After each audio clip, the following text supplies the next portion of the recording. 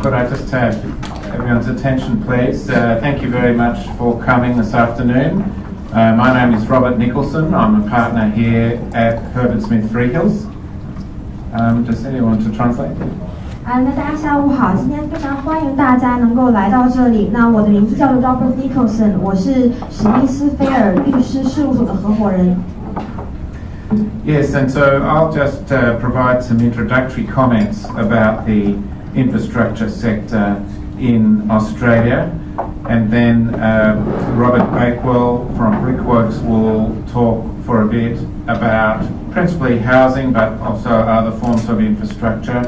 And finally, Wu Henling will speak about other aspects of infrastructure and also cover the energy sector as part of that.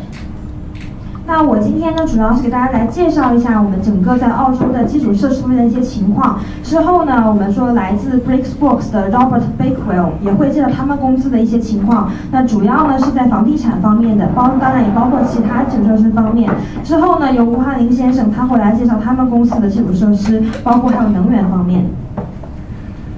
So firstly, I think the infrastructure sector is very active in Australia. But we often forget just how much activity there is in China. 那我觉得呢，在整个澳大利亚，可以说我们基础设施行业是非常的活跃的。但有的时候我们忘了一个重点，那就是中国的基础设施行业也非常的活跃。So I was in Chengdu last year, and that of course is a city of about 10 million people, and I was very impressed with what that city has achieved with its own infrastructure, with 6 ring roads around the city and an underground rail network which started in only 2006 and already has 4 lines completed.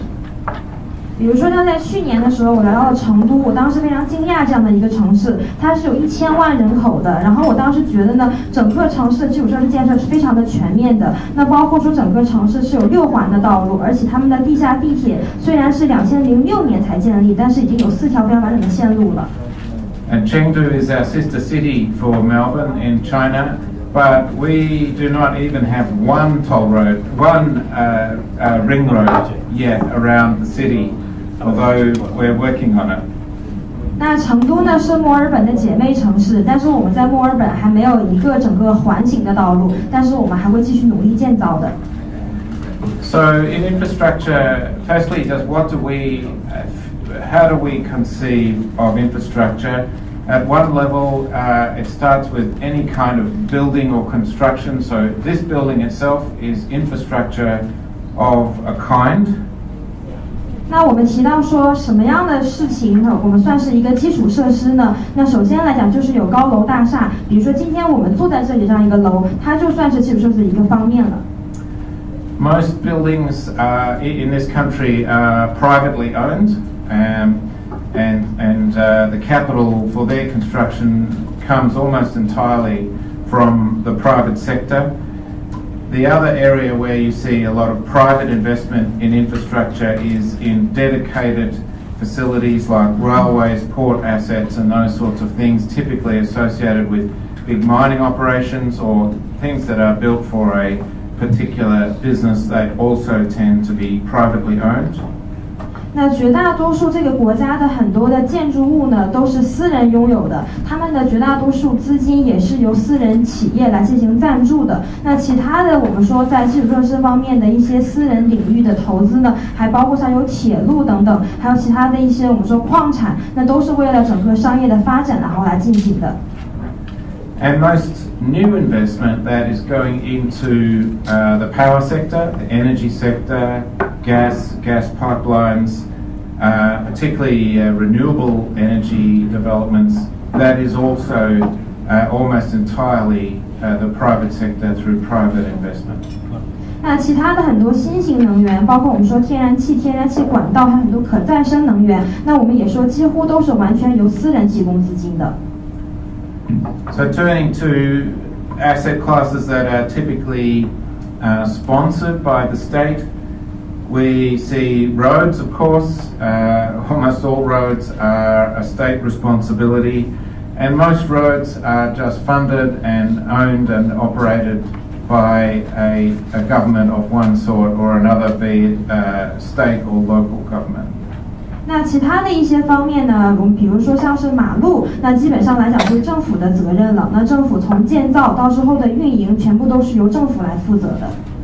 However, many large road developments, particularly in capital cities, are made available to the private sector to develop, and either as a toll road, where the toll funds the development over time, or some kind of availability charge where the state will pay the road owner for making the asset available. 但是呢，在很多的一些大城市里面，一些主要的道路建设呢，还是由私人企业来完成的。那么这样的一些大型的道路在建设完之后，会由政府来提供资金，付给这些企业，感谢他们的帮助。So sometimes these roads are private from the very beginning, that the private sector will come in and build the road and operate it right from the start. But sometimes the state will build the road or start building it and then actually sell the asset to the private sector, so private investors are able to own that facility. And a very recent example is the WestConnex Road in Sydney. 那所以说呢，有一些马路是在最一开始的时候就由私人企业进行建造的，他们从建造到之后的运营都是他们来负责。但是有的时候呢，我们国家或者是政府也会来建造，之后会把这些马路还有这些资产卖给私人企业、私人投资者。那比较好的一个例子呢，就是我们在悉尼的一条马路就是这样来建造的。And similarly, in the rail area, there's a large amount of money being spent in rail at the moment. Most of that is state-owned, but some of it is made available also to the private sector to develop, usually on an availability charge basis. 那很多的一些铁路也是由各种资金来进行赞助的，比如说绝大多数的铁路呢还是由国家进行建设的，但是有一些少数的铁路也是可以由私人来进行建造的。And in airports, these were all owned by governments at one point in time. They're now nearly all owned by private investors. There is one new major airport being built right now, Western Sydney Airport, that is being built by the government, but is likely to be sold once it's finished or perhaps nearly finished. 那几乎来讲，在以前的时候，所有的机场全部都是由政府建造的，但是呢，现在几乎所有的机场都是由私人所建造的了。比较好的一个例子就是我们现在在悉尼的西边有建造一个很大的机场，那它是由政府建造的，但是一旦建造完成之后，就会卖给私人公司。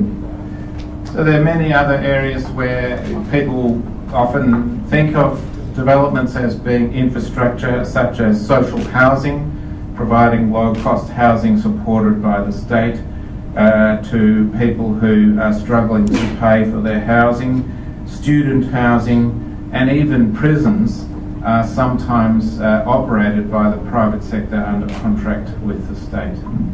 那还有其他的一些基础设施方面呢，比如说我们像公众保障住房，那都是由政府来进行资金的提供，为那些比较穷困的人们、没有办法支撑自己生活条件的人们来进行提供的。那还有是一些学生住房，包括甚至是一些监狱，也是可以由私人来进行建造的。So I hope that just provides a very high-level introduction to how we feel about infrastructure, how we conceive of it.But as I say, it's a very exciting time in this area in Australia. There is a great deal going on. There are a great many investment opportunities and also opportunities to become involved in operating assets as well. So I think it's very timely to discuss this topic this afternoon.所以呢，我希望我今天简单的来介绍一下整个澳大利亚基础设施的一个情况，也可以让各位了解到现在澳大利亚基础设施的一个发展呢，确实是非常好的，有很多的投资机遇，包括现在也是一个好时候，各位来进行运营这些资产。所以我也希望今天下午的很多的讨论能够让大家有更多的信息了解。So right now I'll pass over to Robert Bakewell from Brickworks, who will talk to us a bit about his area, and then Wu Henling after that. And if there's time, I'm sure we'd all be happy to take any questions. 那接下来呢，我们就来邀请来自 Brickworks 的 Robert Bakewell 来讲讲他们公司的故事。之后呢，我们会再来邀请吴汉林再继续演讲。那之后我们会进入一个问答环节。Right. Afternoon, everyone. Thanks very much for having me here today. My name's Robert Bakewell. I'm the Chief Financial Officer for Brickworks Limited. We're Australia's largest maker of bricks and a variety of other building products. 首先，今天非常感谢各位能够邀请我来到这里。那我是来自 Brickworks 的，我是我们公司的首席财政官。那我们是一家澳大利亚的公司，主要运营的是地产还有其他方面的建筑方面。So on the screen now is the outline of the presentation, and I'll try and focus on the areas of particular interest today for this session on infrastructure. 那今天呢，这张 PPT 上面显示的是我整个的一个演讲的大览，但是主要呢，我还是会讲今天跟基础设施相关的内容。To put Brickworks into some context, there are three separate operating divisions. 那我们在 Brickworks 呢有3个主要的行业。The building products, which houses our bricks, roofing, masonry, and other building products. 那第一个呢是我们说建造的材料，比如说像砖头、屋顶，还有石工等等。There's our property division, which houses our 50% share in a $1.5 billion industrial property trust with Goodman Group. 那第二个方面呢，就是我们的地产，它现在已经占据了我们说15亿澳元的一个50%净资产了。And our investments division, which houses our 42% holding in Washington H. Soul Pattinson. 那现在其中还有40%，我们是在投资部门的。那我们是已经有40%投资在了 WHSP 公司。It's a very diversified portfolio, which allows us to have a long-term focus on our investments. It's a very stable and conservative company, very suited to that kind of investment, whether it be housing or infrastructure. 所以说，大家看到我们的产品提供呢是非常的多样的，那这也是说明说我们是非常适合这种长期的投资的，包括我们公司非常的平稳、非常的和谐的一直在发展，那也非常适合吸引到这种非常大型投资。To give you an idea of the scale of the operations, our EBITDA for the most recent year was $300 million, evenly split between the three divisions. 那给大家来看一下我们整个运营的规模是多少。那我们在3个行业里面，它总共的一个资产现在已经达到了3亿澳元。Which gave us an underlying profit of $224 million. 那所以说，我们现在的一个主要的利润就已经达到了2.24亿澳元。And as I said, we're a very stable and conservative company. This is a history of our dividends going back to the year 1999. 那我刚才有讲到，我们是一个非常稳定、有一些保守的公司，所以这个呢是我们历史上从1999年开始的分红。We are now one of only 9 companies that has managed to maintain or increase their dividend every year this century. 那我们现在呢是澳大利亚仅有的9家公司其中的一所，可以每年都会持续不断的增长分红。But take a closer look now at the asset classes that Brickworks is exposed to. 那我们现在来看一看，主要我们公司有什么样的一些资产。You see on this chart, obviously we have an exposure to building products and property directly through Brickworks. 那我们通过这张图片上可以看到，我们有很多的建筑材料，还有很多地产方面。And through our investment in Washington H. Soul Pattinson, we have exposed. 那包括我们还要在 WHSP 所进行的投资。We have further exposure to other areas of infrastructure, including energy. 那在其他的基础建设领域，我们也有进行投资，比如说在能源方面。And telecoms. 还有电信。Energy is largely in coal. 那能源呢，主要是在煤方面。And telecoms through the Soul Pattinson investment in TPG Telecom. 那主要的是我们电信领域呢，是在 TV 方面的一个投资。And that's mobile as well as broadband internet. 主要比如说手机还有宽带。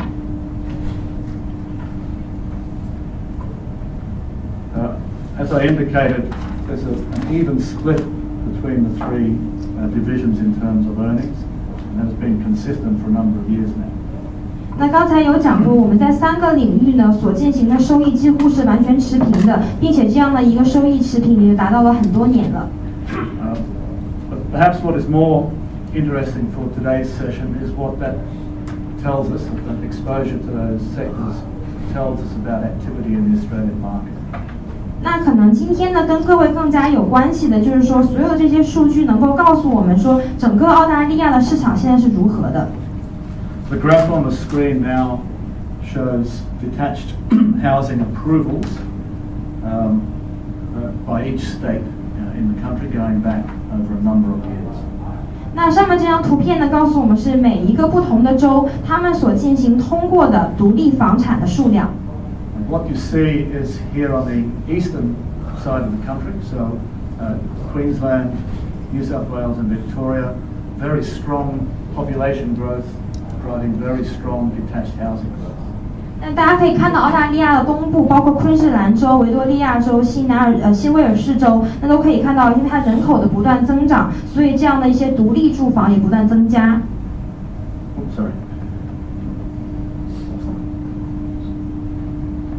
To a lesser extent, we also see improvement in Tasmania and South Australia. 那我们看到在底下呢，像南澳大利亚州这样的一些比较小的州，它们的数量也是在不断增加的。And it's this driver that we see also driving other infrastructure, particularly on the east coast of Australia. 那正是这样的3个最主要的东部的澳大利亚州，也把其他的基础建设方面的领域不断的经济提高。All of this land must be serviced with electricity, with roads, with sewage, with schools, with shopping centres. All of this is developing at a great pace at the moment. 那因为所有的这些地区，他们现在发展速度都是非常快的，所以说呢，肯定是急需要不同的基础设施，包括像电力、道路、学校、商店等等。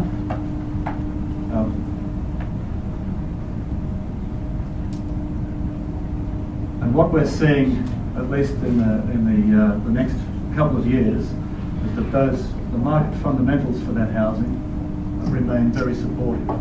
We still see, sorry. 那大家可以看到，在未来几年呢，整个市场对于房地产还是非常支持的。We still see strong employment, low interest rates, and high immigration levels, and an ongoing housing undersupply. 那我们还是能看到整个的就业率是非常高的，包括利息也是比较低的，所以对很多整个房地产来说是一个利好消息。We think this will support not only detached housing, but also multi-residential housing for a number of years.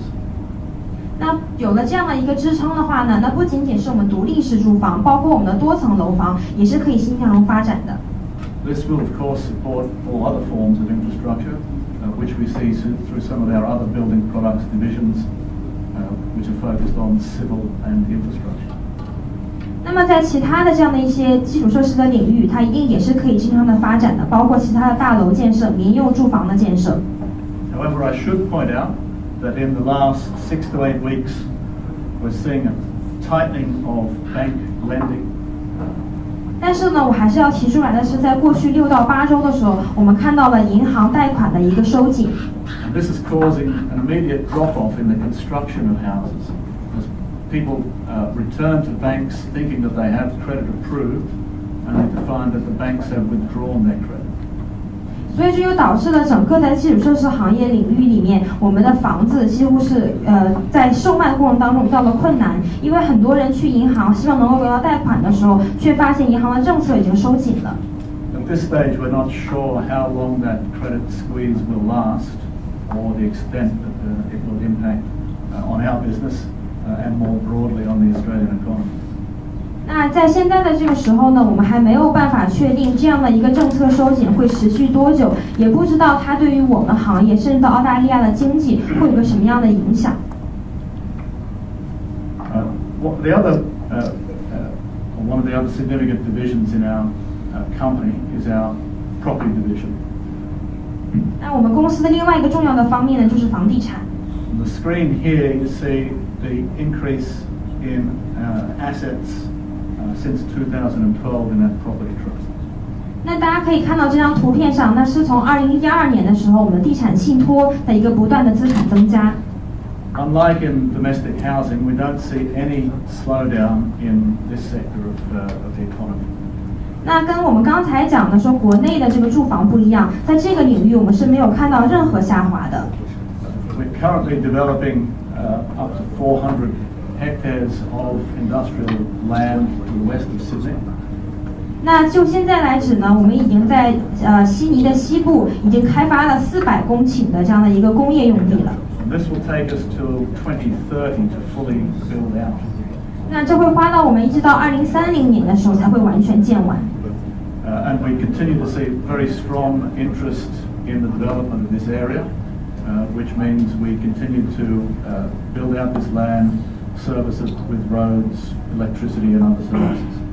所以这也证明说，整个行业在这一个方面的发展可以是欣欣向荣的，包括也会带来其他基础设施，像电力、马路交通的一些需求。I've been given the 1-minute wind up. So, in closing, what I would say is that exposure that we see through particularly our property and also the building products division. 那我刚才被说只剩1分钟的时间了，所以我快快的来总结一下。那刚才大家其实也了解到了，我们不管是在地产方面，还是我们一个建造产品方面，都是有非常多的机遇的。Subject to the outcome of the current credit squeeze that we're seeing, which we hope is short term. 那虽然说有一些，比如说现在整个银行的政策收紧的这样的一个问题，但是我们也相信只不过是短期的。We expect very strong and supportive economic environment for both industrial development, infrastructure development, and for housing. 那我们也会期待呢，整个的一个经济环境是会非常支持我们的工业发展、基础设施发展，还有整个的住房发展的。Thank you. 谢谢。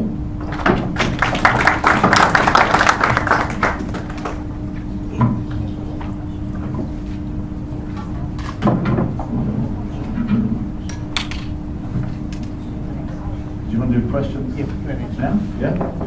那现在大家有任何问题可以提问了。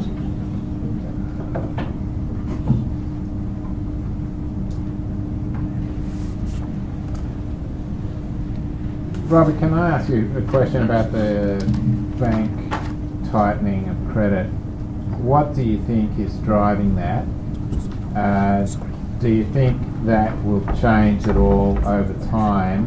And are there alternative sources of credit to support the building cycle? 那我有一个问题想要问，那就是刚才提到银行政策收紧的这个问题，那你觉得是为什么呢？那以及说在时间过了一段时间之后，会不会有一些变化呢？那如果说不会有变化的话，那这些人如果再想要去银行借钱，那他们要采取什么样其他的措施呢？ Thank you. We think it is being driven by the RBA via APRA, which has required the banks to tighten their lending parameters, lending criteria, lending rules, to make it more difficult to borrow money. Yes. 那我觉得最重要的一个原因呢，还是整个现在政府对于银行的一个收紧政策，他们现在需要银行有这样的一个收紧，让人们再去进行借款的时候更加的难了。What we see is people that 6 months ago had preliminary credit approval and approval to, and then went through an approval process to get a building certificate. 那我们能够看到的是，6个月前，人们还可以非常轻易的拿到这样的一个通过单，可以进行大楼的建造。When they come to get confirmed credit approval from their bank, they are being told that they need to go through another 6 to 8 week process. 但是等他们后来回到银行来确认这件事情的时候呢，就会发现银行告诉他们，你们要再等6到8周来进行整个确认程序。At the end of which they may or may not be successful. 那所以到最后的时候，他们有可能会通过，也有可能不会通过。So immediately you have a 6 to 8 week delay in construction. as the new process is undertaken. 那最好的一个结果呢，也是你要再等6到8周，所以整个的一个建造都会整个延后了。A certain percentage of those who thought they would have credit in place will not have credit in place, and so that house won't get built. 那糟一点的情况呢，就是他们以为自己本来能够借到款，可以去建造这样一个大楼，但是呢，实际上最后会被银行拒绝掉。And we don't know how long that'll last. Alternative sources of credit?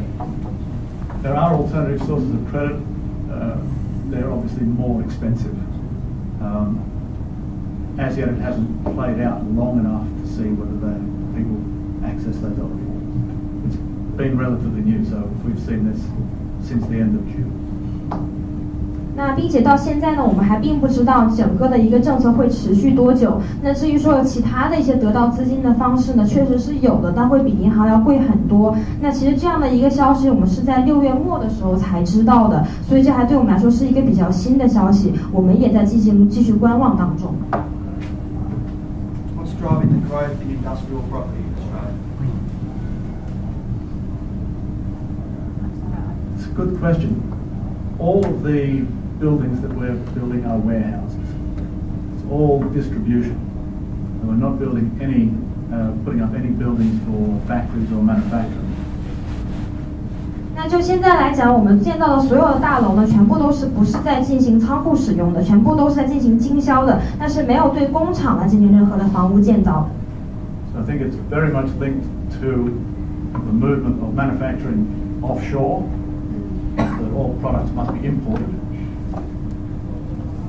那我觉得这也是整个跟我们说在海外的制造有关的。那所有的产品必须是要整个先进口到澳大利亚才可以。And of course, the very significant population growth with higher levels of immigration in the last 8 to 10 years. 那当然还有跟我们人口相关的，在未来10年，我们会遇到很多的移民进到澳大利亚当中来。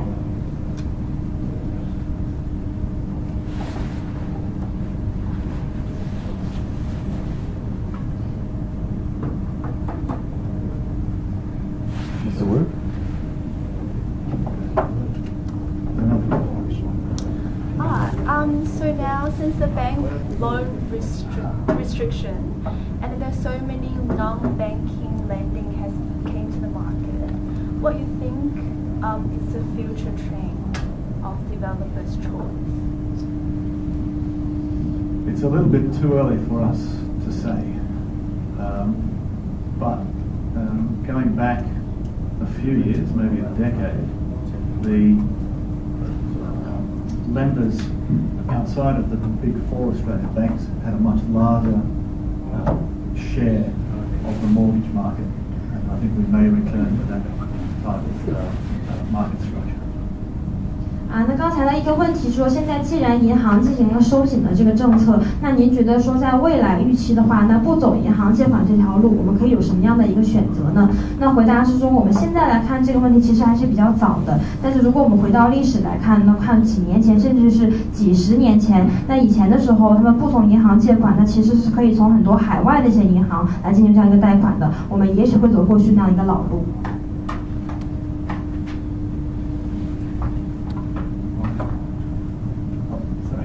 Actually, I have a question. Actually, we bought a building in Sydney, it's heart of city. It's very good location, a nice building, it's full, leased out. And the other problem is when we do finance local, because when we bought the building, we finance from overseas. That will be fine.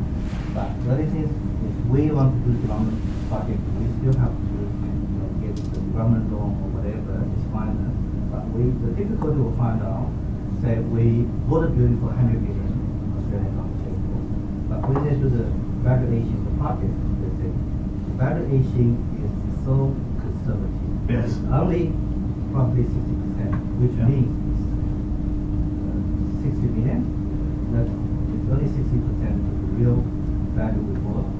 Another thing is that come to the LTV, the bank only can loan property. They have regulations say the income cover interest has to double. Yes.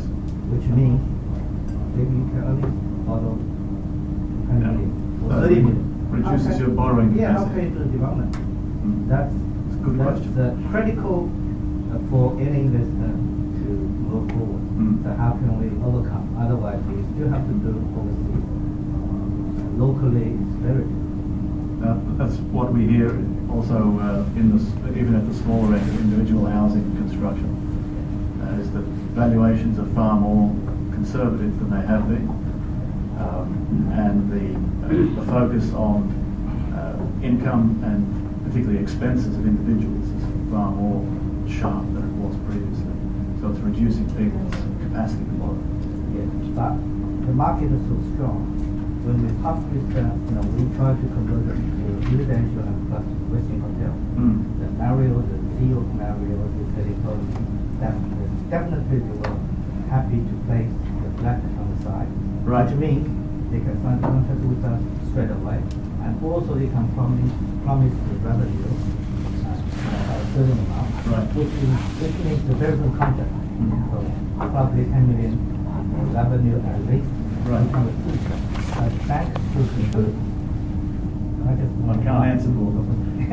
Yeah, that's a problem. Rob, I think we Thank you. need to give Mr. Wu a chance to Yes. speak now.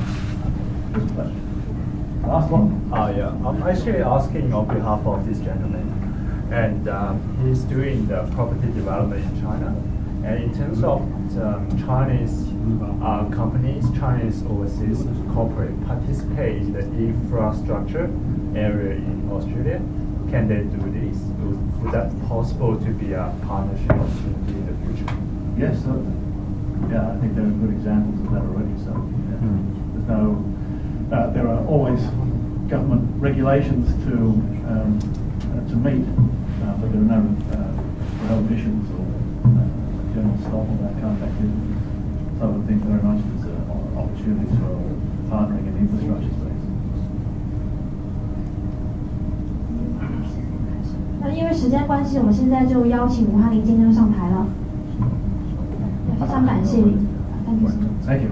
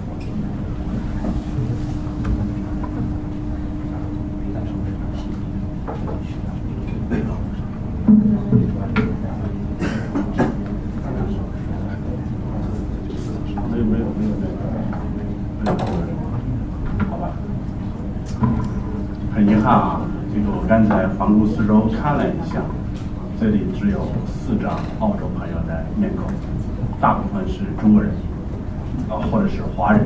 其实我今天说的这些东西呢，是给澳洲朋友听的，没想到还是给自己的同胞听。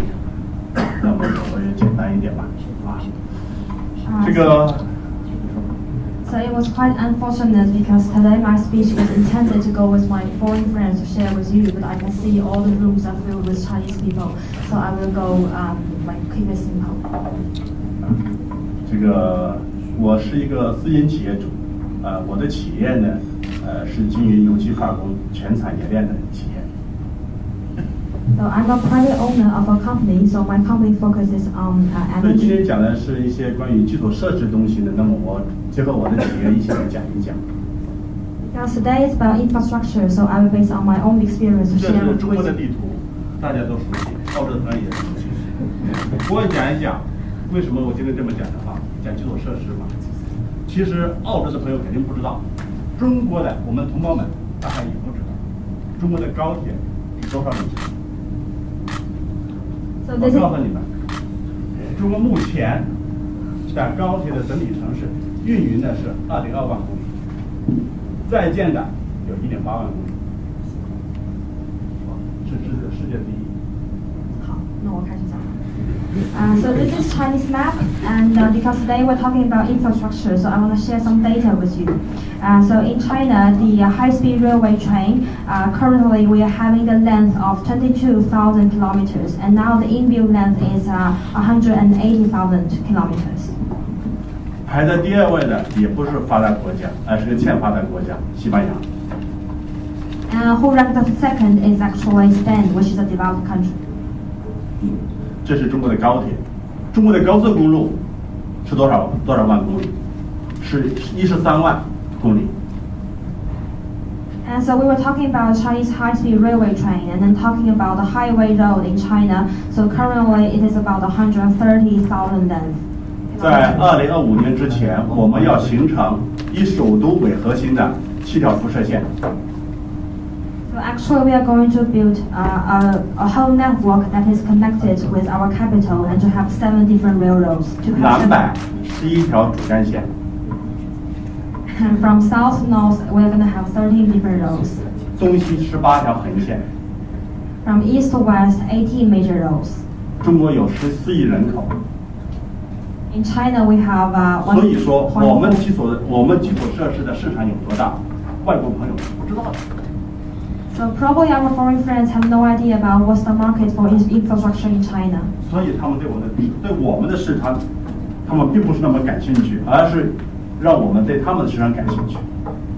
That's why they are not that interested in investing in our market. Instead, they were asking us to invest in theirs. 我是一个企业家，所以我希望我能成为在澳洲和中国，我们做一个桥梁。就是你中有我，我中有我，相互付费才叫投资，才叫合作。So I'm an entrepreneur. I'm from China. So I actually want to be the bridge between China and Australia. So I can invest in your company, and you can also invest in mine. So that's called cooperation. 我们非常的渴望，我们西方国家包括澳洲，我们在基础设施工程方面的一些技术和装备。I admire a lot from our Western friends, and also especially Australia, about your infrastructure, your energy, and also your technology. All the levels I admire a lot. 这是我们中国需要向澳大利亚方面学习的。And this is what we should learn from you. 这也是澳大利亚的企业家应该重视的一块，和我们的合作，技术合作。And actually, this is what the businessmen in Australia you should focus on when you are working with us. 所以你们刚才有就是盖楼的、修路的、修铁路的，其实我们的市场很广阔。So you were actually talking about building roads, building buildings. Actually, in China, we have a huge market. 下面我讲一讲与我的企业有关的，也是与澳洲和澳洲的朋友们有关的，与在座有关的，基础设施行业，是天然气。And now I'm going to talk something about my company, and also it's also related with our friends in Australia, which is about natural gas. 中国到2020年，我们的用气量使用水平是3100亿立方米。And in China, by 2020, our volume for natural gas is 310 billion kilowatt. 也就是5000万吨的水平。So that means is 50 million tons.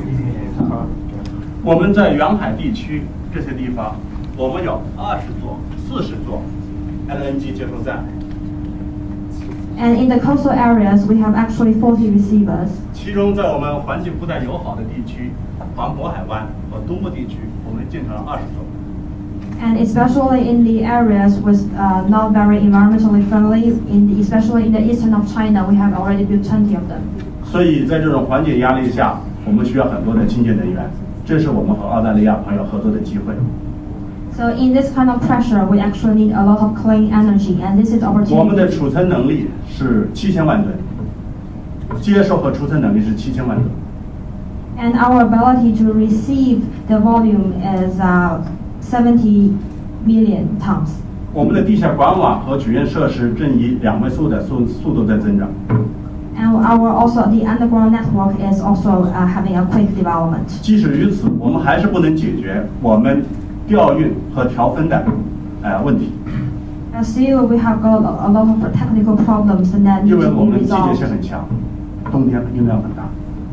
Because we have a very seasonal problems, especially in winter, we consume a lot of energy. 澳大利亚也是一个天然气的生产国， Australia is a natural gas country as well. 所以我想在这块中澳企业应该有广阔的合作的前景。 And that means we have a lot of cooperation opportunities. 那么我这次带着我的任务来，就是希望和澳大利亚的油气能源的企业寻找一些合作的机会。 So my mission here today is to find some cooperation opportunities with Australian energy companies. 我大概就讲了这些，看看有什么要提问的。 So that's basically what I want to share with you 我们的 today. 同胞也可以啊， Any questions from you? 我们自己嗨一嗨。 Excuse me, can you ask the gentleman, is his company privately owned and how big is it? 想问一下，您是私营企业吗？也就是说，您的公司有多大呢？我的公司在特冷油品和润滑材料里面，我是中国最大的，也是全球最大的。Yes, I am a private company, and my company, in terms of the different oils and also lubricants, my company is number one in China and also number one in the world. 如果说与基础相关，我可以把它与今天的主题相关，我想讲一下。我生产的有一种油叫基础油，叫 base oil。 So in terms of infrastructure, I'd like to introduce one of the oil related to this. It's called base oil.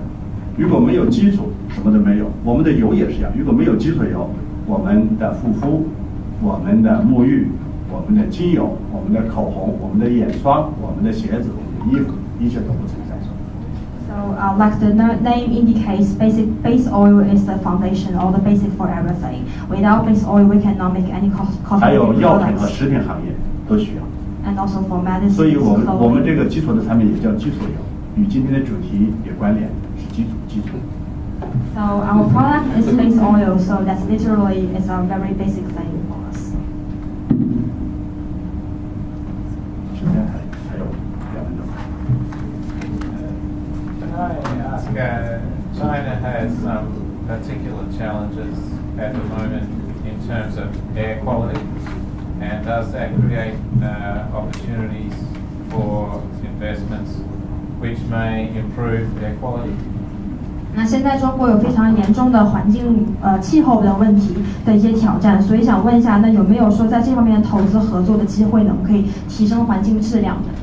这块的机会太多了，我们在座的企业家，中国的企业其实就有做河道烟气处理的，我们自己呢在特冷油品领域里面，我们也进行了废油的回收与处理，润滑油的回收，旧的润滑油的回收与处理，我们也在做。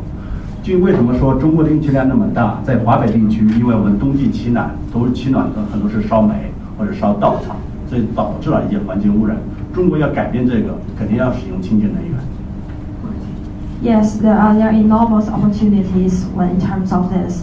Also, many of the entrepreneurs present here today, they also related with this area. And for me, in our company, for many of the waste oils, we are doing the recycling business as well. And in China, especially in north part of the country, in winter we have this heating process. It's all burning coals, so that causes enormous environmental problems. So in order to solve that, we have to resort to natural gas or some other conventions. 所以，澳洲的企业家，如果想把企业做大，我建议他们更要关注中国的市场。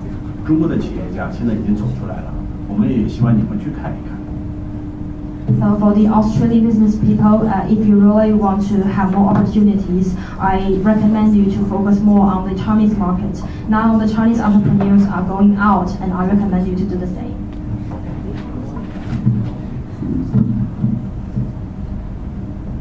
好了吧？ No further questions?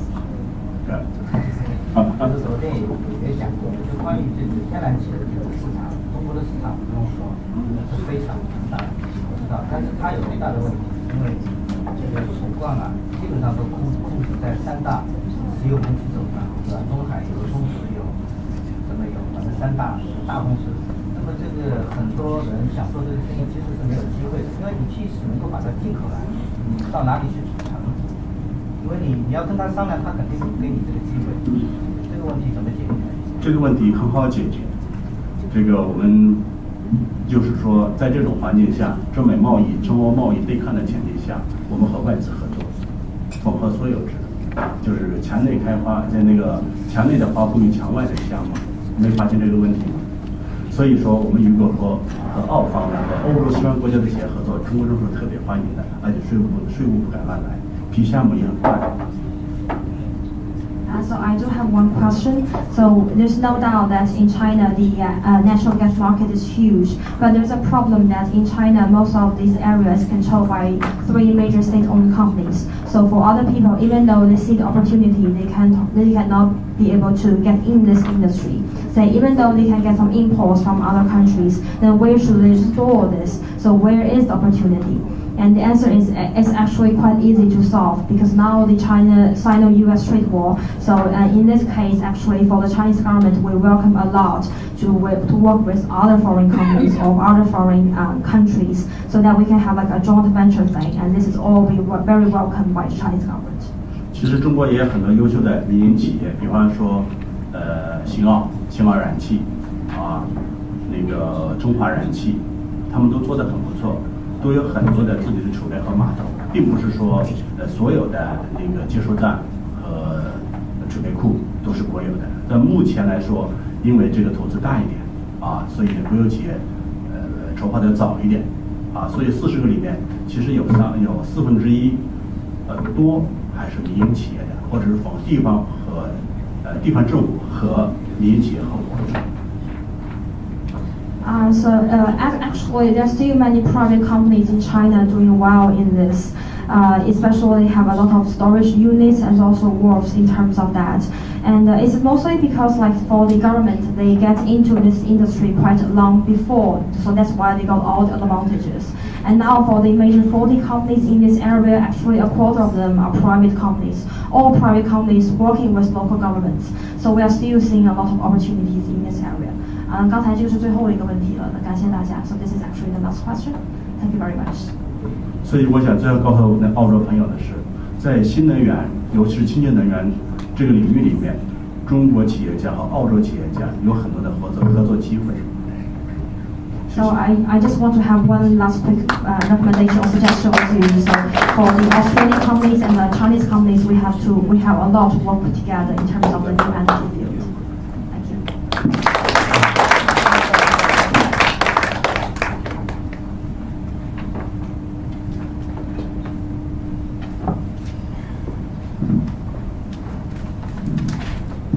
As against the backdrop of the Australian scene as well.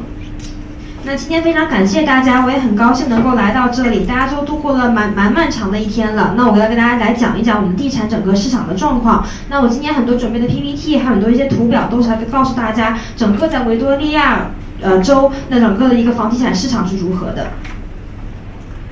Firstly, we are in a market in Victoria and Australia against a very strong economic backdrop.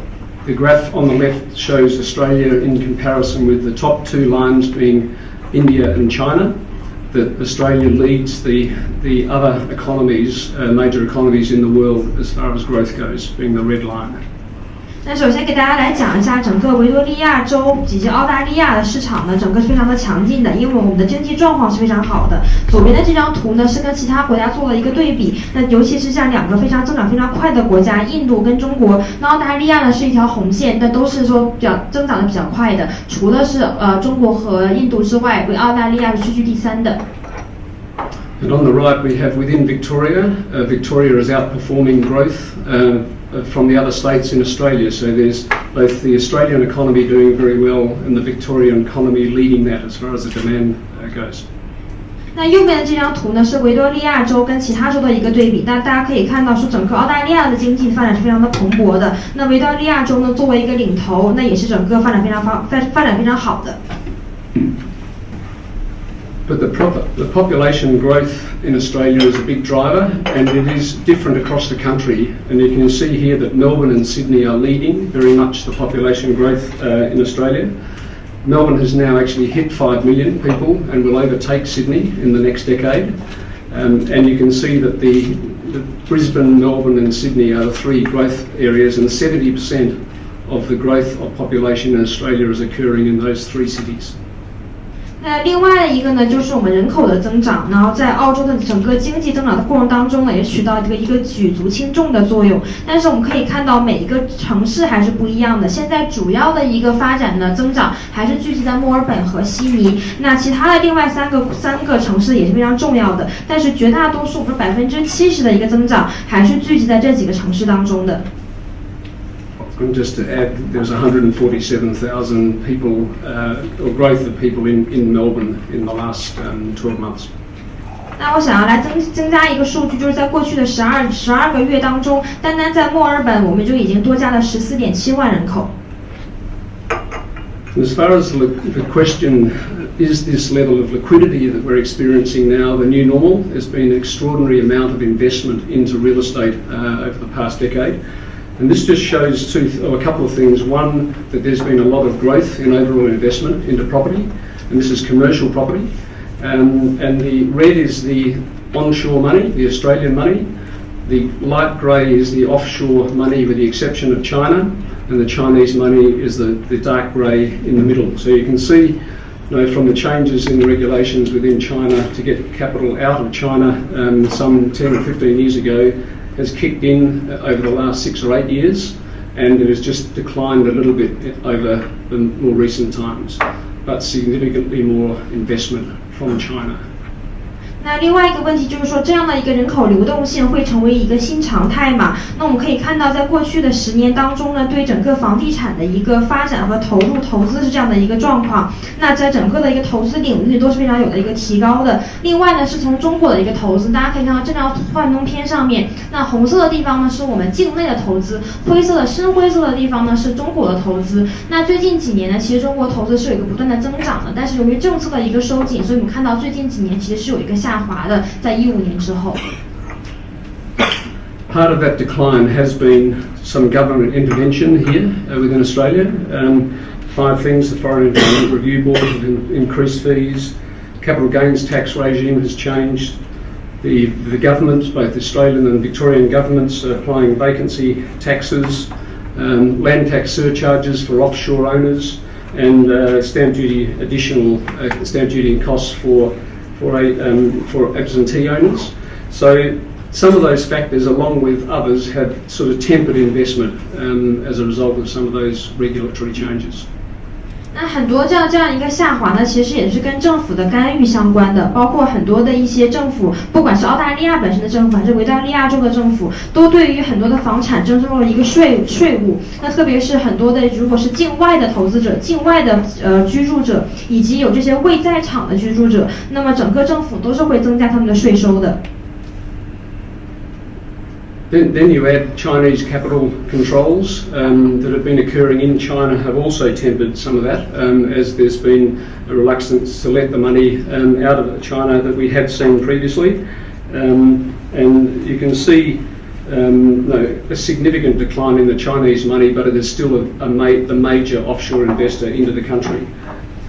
那另外呢，中国的一个资金管控其实也是很重要的一个原因。那包括说现在在中国也很难，也比过去更难了。说我们把中国的资金转换到国外进来。那同时呢，我们也看到说，虽然中国的资金是有所减少的，但依然在澳大利亚的房地产领域呢是一个主要的投资来源。And 2018 will be a big year again in the non-residential investment sector. You can see across the years here, across both office, retail and industrial, there has been consistent investment. 2015 was a big year with the China Investment Corporation spending $2.5 billion on investor.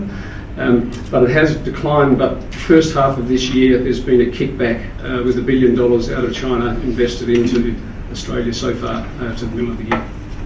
那对于2018年来说呢，我们的一个非居住住房是一个非常大的一个增长。那在其他的领域，比如说办公室、零售还有工业领域，我们一直是有比较稳定的一个投资。那2015年的时候呢，我们特别是在中国的一个投资上的一个合作有了一个非常大的进展，那达到了我们说25亿澳元的一个数额。那虽然说之后有一点点减缓，但是呢，在今年的上半年，我们看到这个数字依然是有回升的。Moving to the residential market, there's been a lot of Chinese investment into the residential and apartment market. You can see Melbourne here. The key part of this is the right-hand side for Melbourne, where there's massive a number of approvals for additional apartments in Melbourne. And there's a bit of concern about the market here in Melbourne, and there's been a lot of Chinese investment here as well. You can see there's a lot of opportunities for development through planning approvals. The question is how much of that occurs. But our view is that the growth behind the population growth coming through will balance out the opportunity for apartment development. 那所以大家看到，在居民住宅市场这一方面呢，中国投资者也是非常的多的。那包括我们在右边这张图片上也能够看到，那在过去的几年当中呢，中国投资者是越来越多的，所以他们都对整个的房地产市场非常的关注。所以我们也看到很多这些机遇都是在不断的蓬勃发展的。那至于说整个人口的增长，我们怎么样能够把房地产的跟人口增长做一个平衡，也是我们要去思考的问题。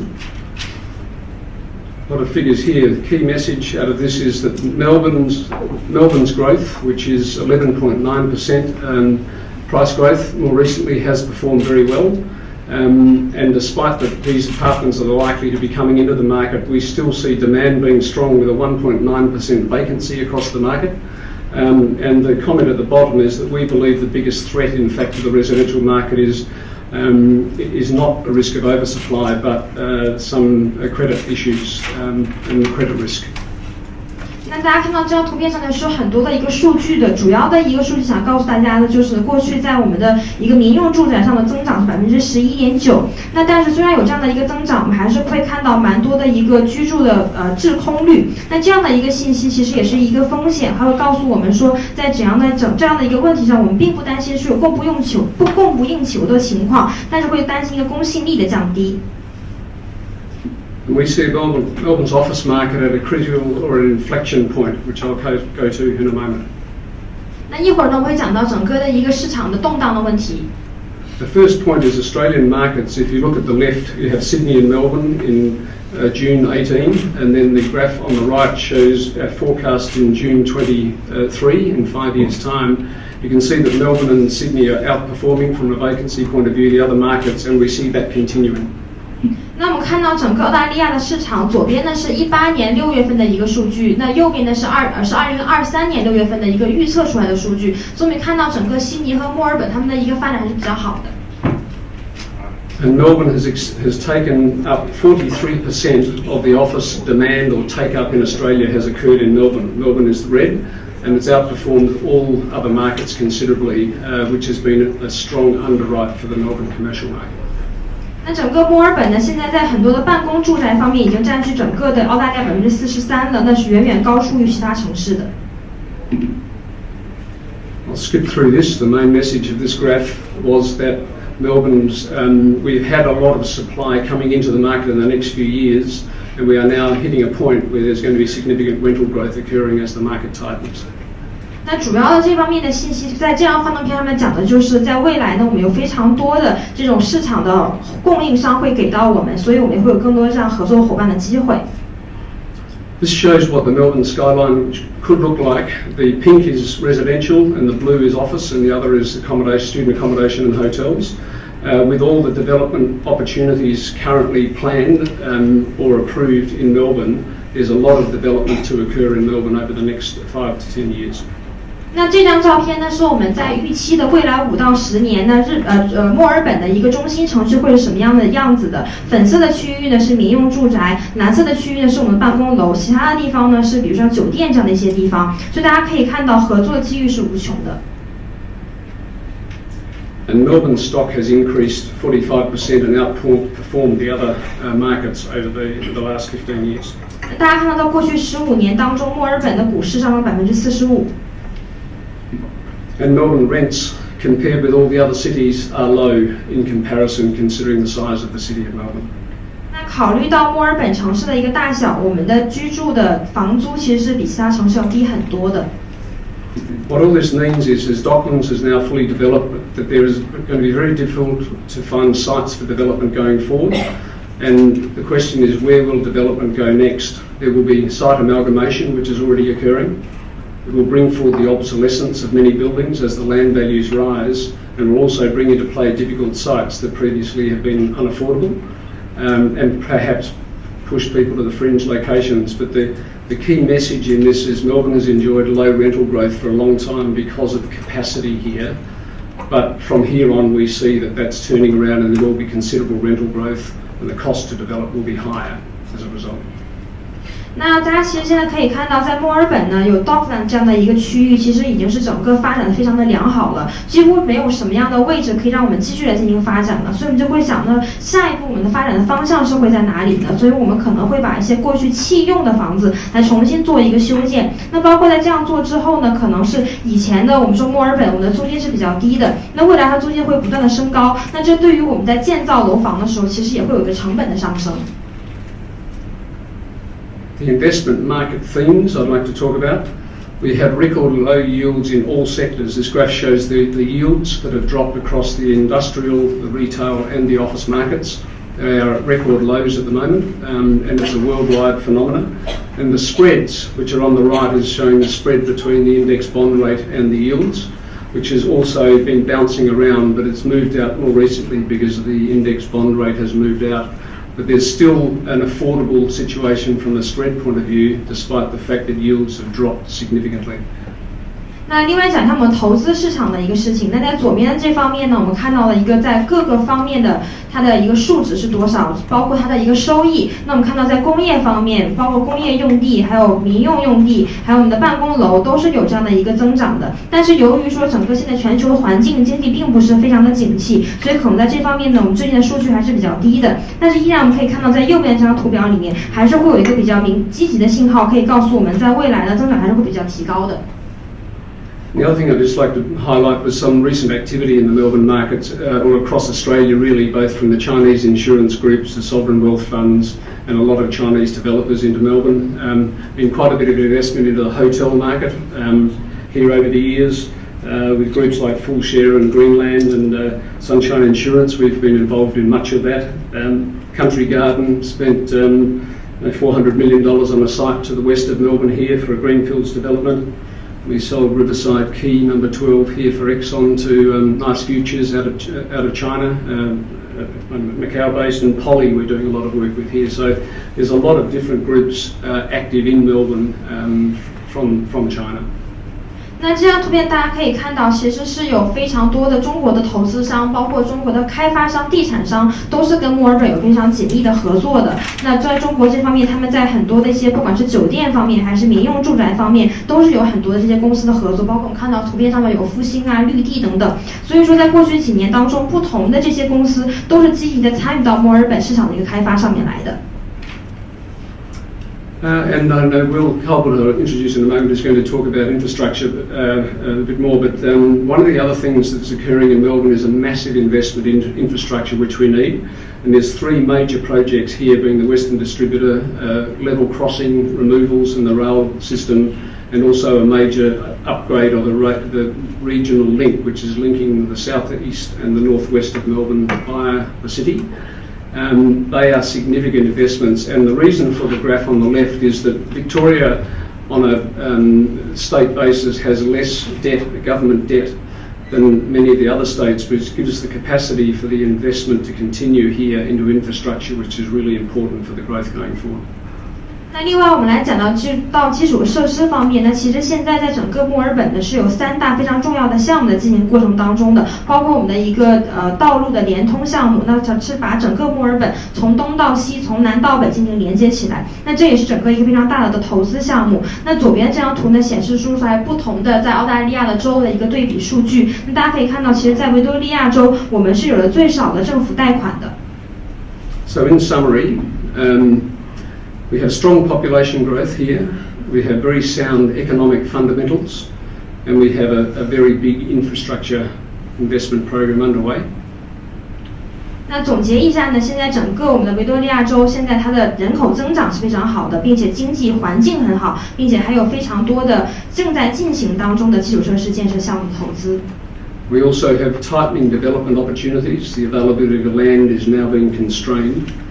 We have a very strong capital base here, both onshore and offshore, with a lot of offshore investment coming to Australia. And we see ongoing Chinese investment very much so in the future as well. 那整个投资情况呢是非常的良好的，非常的光明的，有很多的这个项目正在进行当中，包括我们的资金不光光是从国内的，还有国外的，有很多中国投资者现在正在积极投资当中。So in summary, Melbourne's a very good place to be, and the sun is also shining, just to prove it. 那总的来说呢，墨尔本是一个投资的好地方，大家看到阳光总是很明媚的。Thank you. And now I'd like to introduce Will Calvert, who is a Director and Portfolio Manager of Contact Asset Management, based in Sydney. Welcome to Melbourne, Will. It is a nice place here. And he's going to talk about infrastructure. 那接下来呢，我们就来邀请。Sorry, I'm just getting instructions. Sorry, I think we'll have a Q&A session for you. Oh, okay. Oh, fine. I thought I'd get away. That's all right. Thanks, Will. I was just trying to get you to take over. Yes, are there any questions? My apologies. 那接下来我们还是先进入我们的问答环节，大家有问题吗？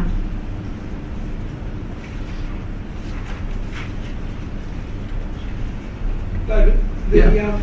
the foreign investment from China is not as great as people think to some degree. It seems like there's lots of other countries that Sure. are contributing more. Yeah, the Americans have been big investors. More recently, Singapore, money out of Singapore, and some of that is a bit of a guise for money elsewhere, where the funds are managed out of Singapore, but it's quite a bit of American capital. The Koreans have been quite active here as well. So China has been a player, but it's if in the commercial sector not as much. But the graph I showed you, China very high, includes the residential piece, where there hasn't been as much offshore investment in the residential piece. So that's the big difference. 那问了一个问题，就是说，那现在很多国外的投资到了中国，那其实并不是我们所想的，很多国外的投资到了澳大利亚，其实并不是我们想的说中国是一个非常重要的一个参与者，是吗？是不是还有其他很多别的国家也进行了投资呢？那答案是这样的，包括说美国、新加坡还有韩国都是非常重要的澳大利亚的投资者。那中国呢，确实参与进来了，但是可能更多的还是在商业方面的一个投资，可能到了民用住宅方面投资还是比较少的。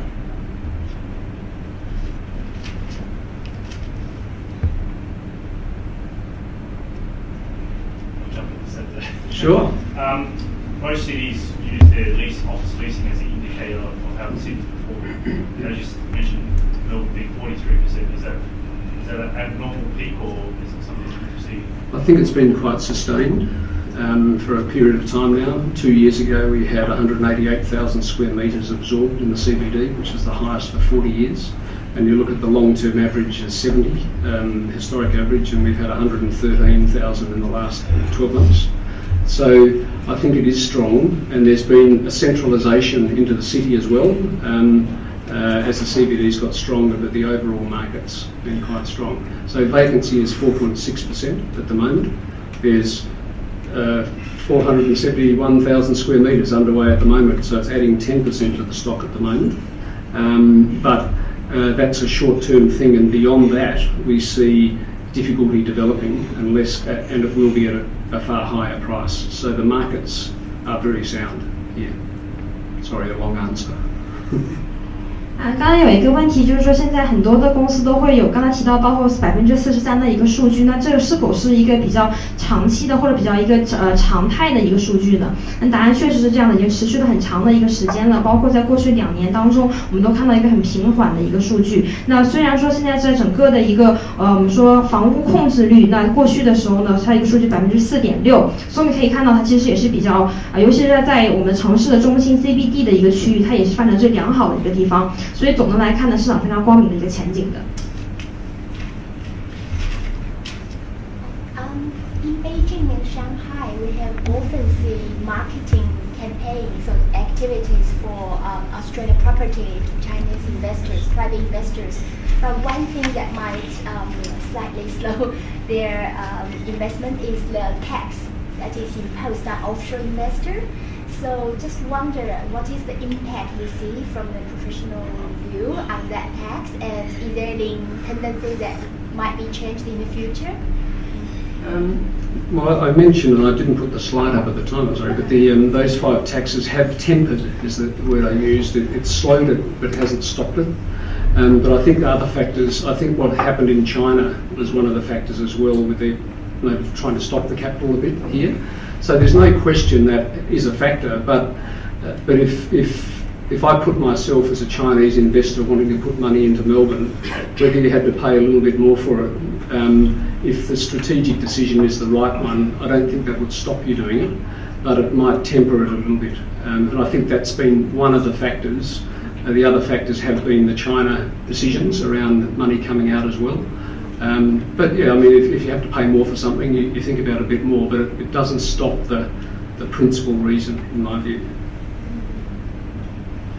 那有一个问题就是说，包括我们现在在北京、在上海，我们都是有办公室的。那很多的一些我们的客户都是非常感兴趣到澳大利亚来进行一个投资，但现在很多澳大利亚的这些省份，他们对于对于国外的人来进行购买房屋的时候，都会有一个高额的税收。那这样是否会影响呢？对未来一个影响预期是怎么样的呢？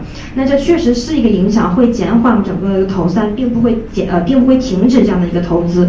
那我觉得说，如果说对于很多中国投资者来说，认为到墨尔本来进行投资，虽然可能需要多花一点点钱，但是如果从策略性来讲，它依然是一个正确的策略，那其实还是不应该去把它停掉这样的一个计划的。另外呢，中国方面还是会有政府的一个阻止资金外流的一个情况，那这其实也是另外的一个说，在中国的投资者减缓了到墨尔本来进行投资的一个原因之一了。I just add one other thing to that, if I may, Dara. What we've found in the office markets, the tenant market, if you are an offshore owner, your land tax bills are higher, and when it comes to competing with occupiers, it means you are more expensive to occupy that building than others.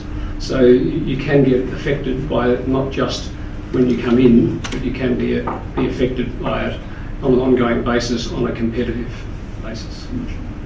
那另外还有一个问题就是说，当你去购买这个房产的时候，虽然你在买的时候因为税收的原因可能会有一点增加，但是等到你想要去卖出这个房产的时候，你也会因为这样的一个情况，你可以赚到更多的钱，所以从这个角度来说，你会更有竞争力的。So there's another one at the back here. Sydney's been a really good indicator or lead indicator. Sydney's been a really good lead indicator of infrastructure. In the last 2 or 3 years in particular. You mentioned infrastructure projects coming to Melbourne. How do you see that fast-tracking industrial, commercial, residential? Well, there's a saying about infrastructure, if you think you need it today, you should have started 10 years ago. Dara, you want to just translate that question? 那刚才有一个问题，就是说现在悉尼它确实是一个非常在建筑或者我们讲说基础设施方面一个非常领军的一个城市了。那么现在整个一个转移到墨尔本来的，那它是否依然是以同样的一个我们说从工业的角度、办公室的角度还有商业角度是一模一样的呢？那其实我们整个的一个说基础设施一个建设的发展，已经从很多10年前开始就已经转移过来了。But I think the infrastructure piece does a lot of things. One, it makes the city more attractive and makes it operate better, but it employs people. It gets massive wealth creation for a lot of businesses apart from employment. We have always tracked office demand and see how it correlates with housing starts, for example. And it doesn't correlate perfectly, but it's a very strong coordinator. So if you've got significant employment, significant investment in something that's improving a city as well, it just has to have a multiplier effect. And I think it's the same in Sydney. And I look back and say, well, if we didn't have the City Link, which was built 15 years ago or so, just imagine the impact that would have. So I think that's one way to look at it. But generally a very strong stimulator for activity. 那其实基础设施呢，能够给整个城市带来非常多的一些发展，包括说我们很多的一些办公楼，包括很多一些运营方面，还有增长我们的一个就业量，还有整个很多企业的一个发展，都是能够做到这一点的。包括让我们整个城市变得更加有吸引力，那么这都是我们讲基础设施能够做到的一点。那虽然说能够包括说在过去的时候，整个悉尼的这一套搬到我们墨尔本来，那我觉得都是对于我们整个城市有非常大的一个发展的。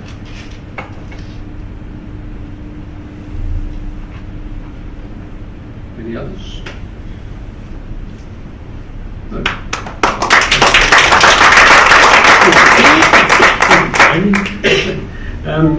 as I said before, Will Colbert from the Director of Portfolio Management, Contact Asset Management on the infrastructure side. So, welcome, Will. 那接下来我们来邀请来自于Contact 资产管理的董事兼投资组合经理 Will Colbert。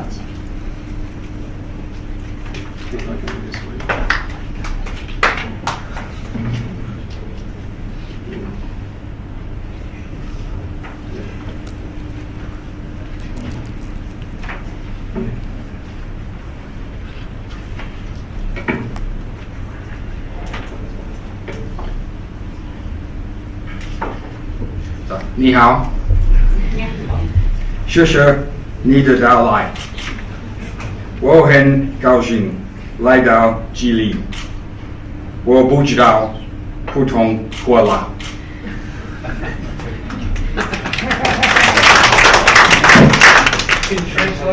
Yeah. Well, I tried to say hello. Thank you for coming. I'm happy to be here. And I don't know any more Mandarin. Well, good afternoon. This is the final session, so thank you for your attendance today. 大家下午好，这是我们最后一个演讲了，所以感谢各位的光临。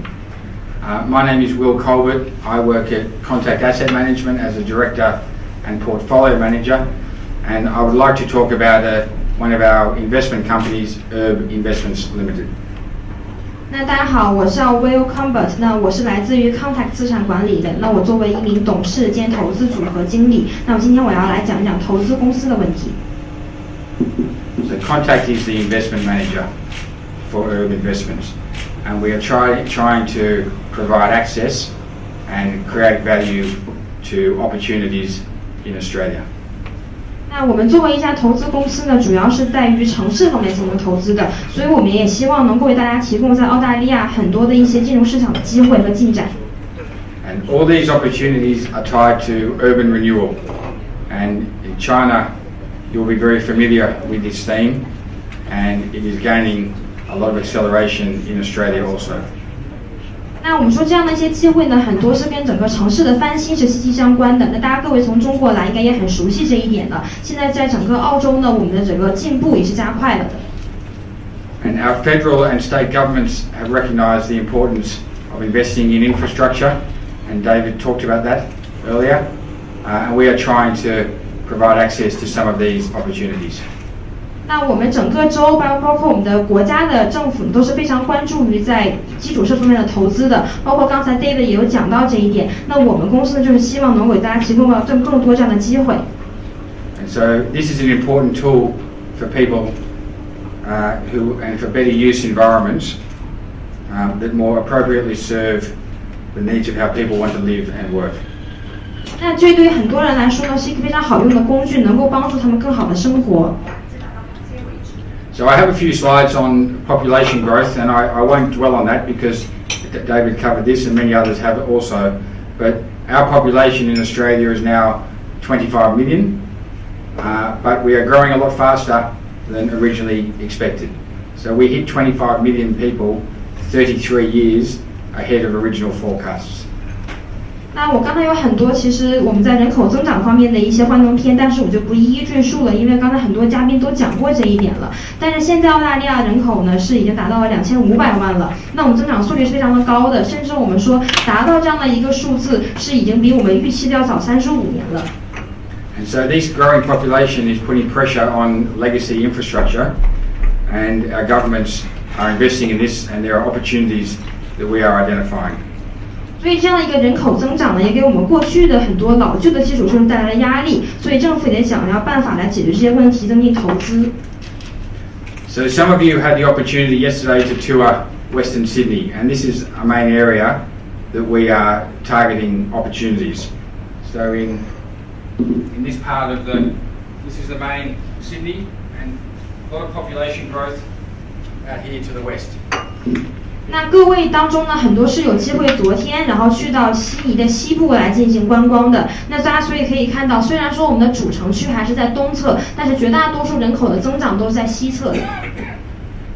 And the good news is that the New South Wales government is investing $80 billion over the next few years in roads, housing, and other important infrastructure. 那有一个好消息呢，就是新南威尔士政府在明年的时候会投入到800亿澳元，那在很多的基础设施方面，比如说房屋还有公路等等。And Melbourne is no different. Melbourne will soon be Australia's most populous city, and there will be very many opportunities for infrastructure investment there also. 那墨尔本也是一样的，很快的墨尔本就会成为澳大利亚人口最多的一个城市了，所以在这里的机会是很多的，不管是投资还是基础设施。So let me cover some other macro trends, and then I'll talk about some of our investments. 那接下来呢，我再继续讲一些趋势，然后会讲到投资的问题。So this chart puts the infrastructure spend into perspective. This is from one of our leading infrastructure players, CIMIC, in Australia. 那这张图片呢，告诉我们整个在澳大利亚的基础设施的一个情况。那其中这是比较重要的一点。So we own shares in CIMIC, and this chart is showing the rapid increase in infrastructure spend that's currently underway. 那比如说像 CIMIC 这个公司呢，我们也是他们一个重要的股东之一。那大家可以看到，他们在基础设施方面的增长是越来越高了。And is well above the resources boom, which is the previous peak. 那包括还有一个整个资源的一个增加，那在过去已经达到了峰值。And then these photos are useful, and you can see the housing growth where land is fast becoming livable areas and new developments. 那这些图片其实可以展现出过去的很多的一些土地，慢慢的都会变成可以居住的地方，发展非常快速。Tourism is important, and our Chinese friends are a big driver of that. We own also Sydney Airport. Sydney Airport's growth has been driven by a lot of Chinese tourists in recent years. 那旅游也是很重要的一块，我们的中国朋友呢贡献了很多，包括在机场这一块，悉尼的机场它的整个旅游量也是由于中国游客的到来，所以有很大的增长。So apparently only 8% of Chinese people have a passport, and if that increases to 20%, that's another 150 million potential travellers. 那现在中国人呢，只有8%是有护照的。如果说这个数字能够变成20%的话，就意味着有更加多的，有1.5亿的人口可以增加了。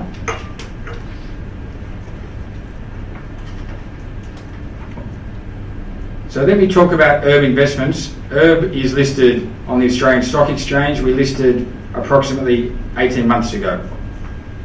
那另外我们再讲一讲城市投资的一个问题。那我们的 Herb 这家公司呢，是已经在澳交所上市，大概是18个月之前的事情。And so what we do, we invest in Australian shares who are benefiting from urban renewal. But the interesting part of our portfolio is we buy direct properties and land and allow others to invest alongside us. 那我们会投资在那些澳大利亚的公司，这些公司呢主要是负责城市翻新的。那非常有趣的一点呢是，我们会直接购买这些房产，同时呢我们也会允许其他人跟我们一起来投资。And so historically these have been very hard for many investors to get access to, and we help with that. 所以历史上我们看到非常多的一些投资者都能够参与进来，那么我们希望这个数字能够不断的增长。So these are some of our properties, and let me talk about two of them of interest. Both of them are in Western Sydney. 那这是我们几个非常著名的房产，那地产。那我今天来讲的是2个例子，都是在悉尼的西部的。So this site is close to Sydney Airport. We bought an old factory, and we have demolished the factory and subdivided into smaller lots.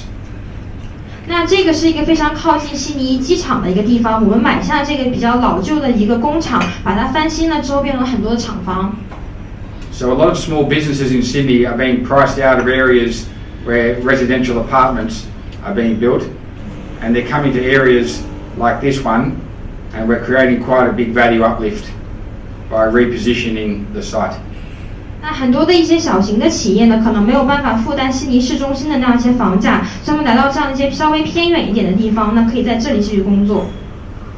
So here you can see some photos where it was a very old factory, and we've knocked it down and have resold, and new tenants will come and build their own facilities. 那大家所以看到这张图片呢，是一个过去的老厂房，把它拆掉之后呢，重新来建设，那很多新的租库可以进来。And we have made a nice profit on the way through. 在整个过程当中呢，我们的公司也蓬勃发展了。So one more property I'd like to talk about is Preston's.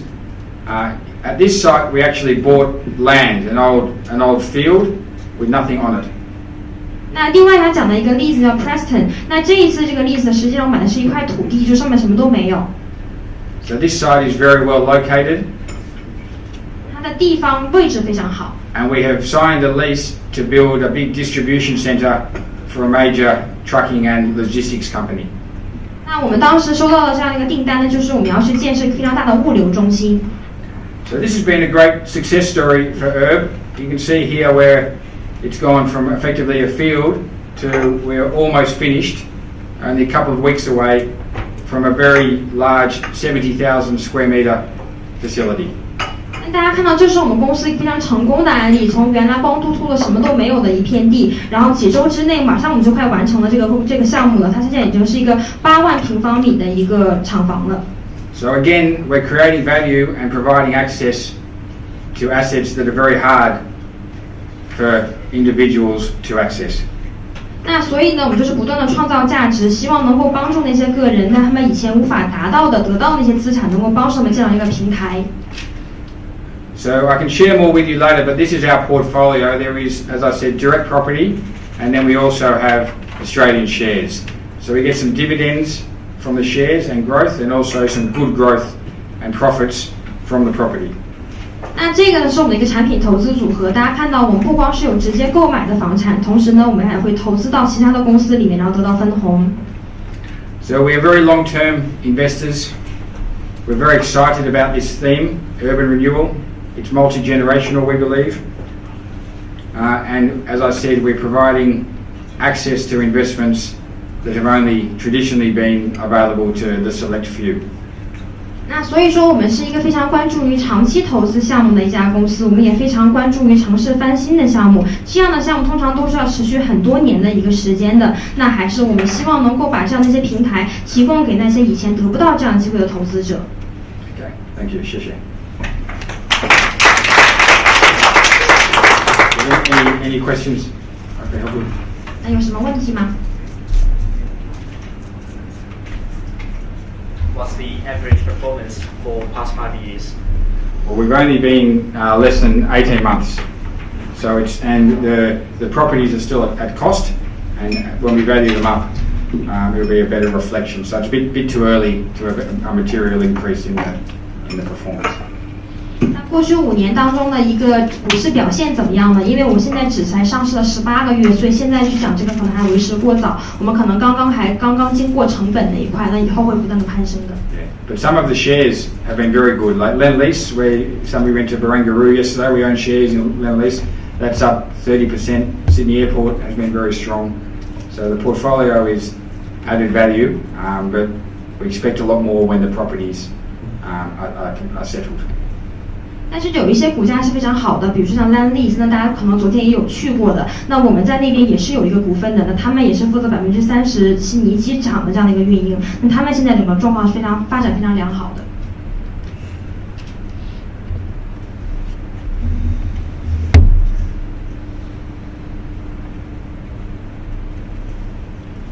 还有什么问题吗？Thank you.